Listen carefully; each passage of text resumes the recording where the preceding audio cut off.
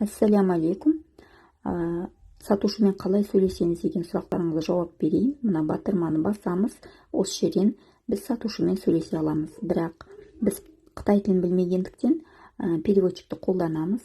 Керек сұрағымыздың барлығын жазып алғаннан кейін оны скопировать етіп алып, қытайшасын жаңағы сатушыға жібереміз.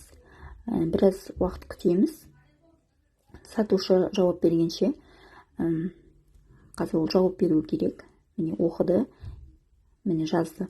Енді бұны скопировать ете аламыз. Мына жерден біріншісін басып, енді қытайшаны қазақшаға аударамыз. Осылай әрбір сөзін переводчикке салып, не жазып жатқанын түсіне аламыз.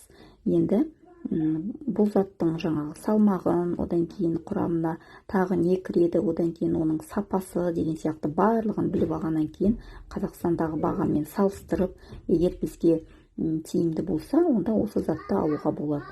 Осылай кез келген затты ең бірінші алмай тұрып, сұрап алып, сатушымен сөйлесулеріңізді ұсынамын.